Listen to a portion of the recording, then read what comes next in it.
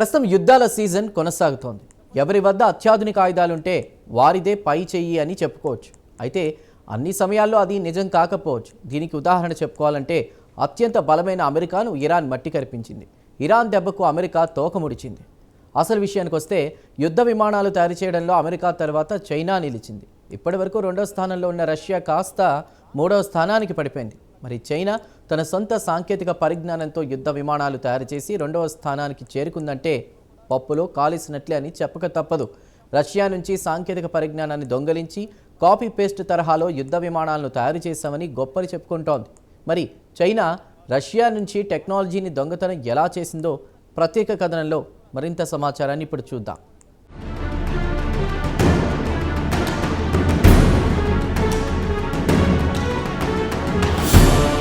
ప్రపంచంలోని అతిపెద్ద ఆర్థిక వ్యవస్థల్లో అమెరికా అగ్రస్థానంలో ఉంటే 2వ స్థానంలో చైనా నిలిచింది. అయితే యుద్ధ విమానాలు తయారు చేసే విషయానికి వస్తే అమెరికా అగ్రస్థానంలో నిలిస్తే 2వ స్థానంలో రష్యా ఉండేది. ఒకప్పుడు ప్రపంచంలోని అతిపెద్ద శక్తివంతమైన దేశాల్లో ఈ 2 దేశాలు ఒకదానితో ఒకటి పోటీ పడేవి. కాలక్రమంలో రష్యా బాగా వెనుకబడిపోయింది. అయినా ఎయిర్ పవర్లో అమెరికా తర్వాత రష్యా 2వ స్థానంలో నిలిచింది. అయితే ఈ మధ్య 2వ స్థానాన్ని చైనా ఆక్రమించింది. ఇక చైనా ఎయిర్ ఫోర్స్ ను people's liberation army air force అంటారు. ప్రస్తుతం ప్రపంచంలోని అతిపెద్ద ఎయిర్ ఫోర్స్ లో చైనా 2వ స్థానంలో నిలిచింది.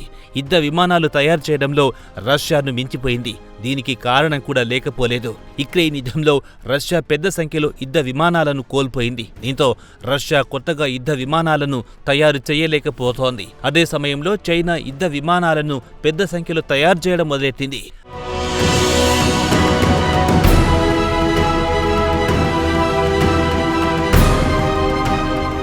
అయితే 2వ ప్రపంచ యుద్ధం తర్వాత చైనా శరవేగంగా యుద్ధ విమానాలను ఎలా తయారు చేయగలిగింది అని పలువురు ఆశ్చర్యపోతున్నారు. దీనికి కారణం రష్యా టెక్నాలజీని చైనా నిస్సిగ్గుగా కొట్టేసి ఆ టెక్నాలజీని ఉపయోగించుకుని యుద్ధ విమానాలను తయారు చేసి ఆ యుద్ధ విమానాలకు తమ పేర్లను తగిలించుకుంది. చైనా గత కొన్ని సంవత్సరాల నుంచి రష్యా ఎయిర్ క్రాఫ్ట్లను ఇంజిన్లను కాపీ కొట్టి తమ ఎయిర్ ఫోర్స్ కు పెద్ద ఎత్తున యుద్ధ విమానాలు సమకూర్చి పెడుతోంది. ఇక అమెరికా ఎయిర్ ఫోర్స్ ను తీసుకున్న రష్యా ఎయిర్ ఫోర్స్ ను తీసుకున్న పూర్తిగా తమ సొంత టెక్నాలజీ ద్వారా యుద్ధ విమానాలను తయారు చేసుకున్నాయి. ఈ 2 దేశాల వద్ద పెద్ద సంఖ్యలో యుద్ధ విమానాలుంటాయి. 1979 నుంచి చూస్తే చైనా ఎయిర్ ఫోర్స్ అడ్రస్సే ఉండేది కాదు. మరి కేవలం కొన్ని సంవత్సరాల్లోనే పెద్ద సంఖ్యలో యుద్ధ విమానాలు తయారు చేసే స్థాయికి చైనా ఎదిగిందంటే దీని వెనుక మొత్తం మోసం కనిపిస్తోంది.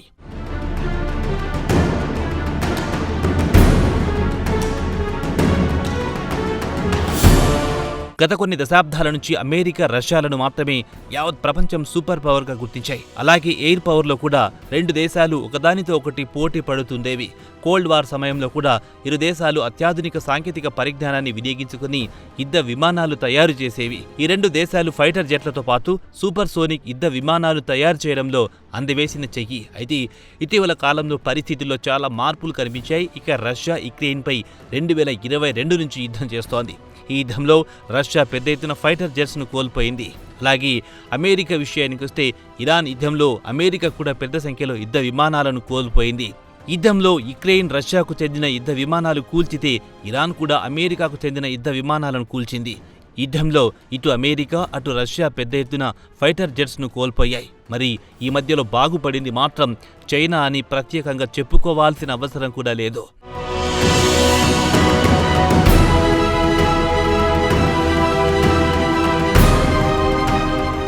ఇక తాజాగా ఈ నెల 17న డిఫెన్స్ సెక్యూరిటీ ఏషియా ఒక నివేదికలో అత్యంత శక్తివంతమైన ఎయిర్ ఫోర్స్ లో అమెరికా తర్వాత చైనా నిలిచిందని, రష్యాను వెనక్కి నెట్టిందని పేర్కొంది.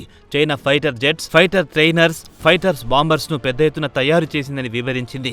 కేవలం 2 దశాబ్దాల కాలంలోనే చైనా సూపర్ ఎయిర్ పవర్ గా ఎదిగింది. ఇక ప్రపంచంలోని అతిపెద్ద శక్తివంతమైన యుద్ధ విమానాల విషయానికి వస్తే అమెరికా వద్ద సుమారు 2000 ఫైటర్ జెట్స్ ఉంటే చైనా వద్ద సుమారు 1800 ఫైటర్ జెట్స్ ఉన్నాయి. యుక్రెయిన్ తో యుద్ధం కారణంగా యుద్ధ విమానాలు నష్టపోయింది రష్యా.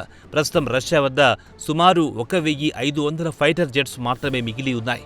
ఇక అసలు విషయానికి వస్తే చైనా తనకు కావాల్సిన యుద్ధ విమానాల కోసం రష్యాపైనే ఎక్కువగా ఆధారపడుతుండేది. చైనాకు స్వాతంత్రం వచ్చిన తర్వాత అంటే 1949 తర్వాత నుంచి యుద్ధ విమానాలను రష్యా నుంచి కొనుగోలు చేసేది. మొత్తానికి చూస్తే సుమారు 400 యుద్ధ విమానాలను చైనా రష్యా నుంచి కొనుగోలు చేసింది.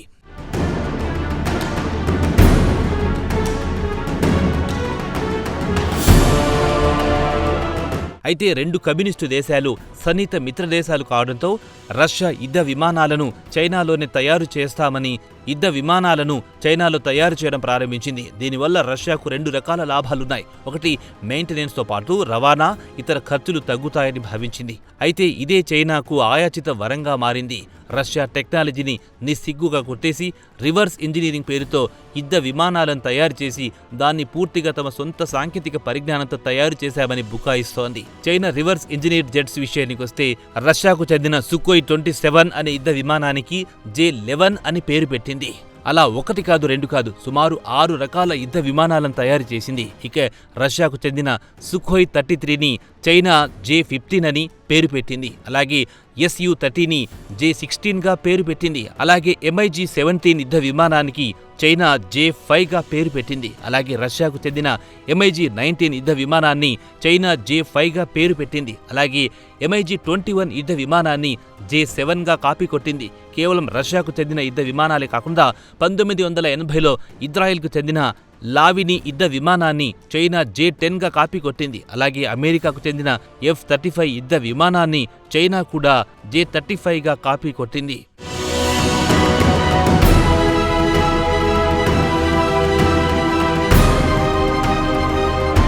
ఇక చైనా కేవలం యుద్ధ విమానాలతో సరిపెట్టుకోకుండా రష్యా తయారు చేసిన AL-31 యుద్ధ విమానం ఇంజిన్ను చైనా WS-10 పేరుతో కాపీ కొట్టింది. దీంతో యుద్ధ విమానాలను తయారు చేయడంలో రష్యాను మించిపోయింది చైనా. ఇక రష్యా నుంచి దొంగిలించిన టెక్నాలజీతో చైనా గొప్పలు చెప్పుకుంటోంది. ప్రపంచంలోని అతిపెద్ద శక్తివంతమైన ఎయిర్ పవర్లో తాము 2వ స్థానంలో ఉన్నామని గొప్పలు చెబుతోంది. ఇక కాపీలో ఆరితేరిన చైనా ఇక గ్లోబల్ మార్కెట్లో మరింత రెచ్చిపోయే అవకాశాలు కనిపిస్తున్నాయి.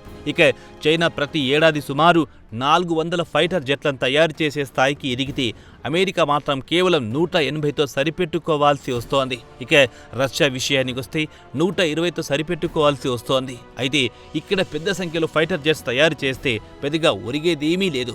యుద్ధ రంగంలో ఆ యుద్ధ విమానం ఎలా పనిచేస్తాయో దాన్ని బట్టి యుద్ధ విమానం సత్తా తెలుస్తుంది. అయితే 1979లో చైనా యుద్ధ విమానాలు నడిపిన పైలట్లు మాత్రం యుద్ధ విమానంలో పలు లోపాలున్నట్టు చెప్పారు.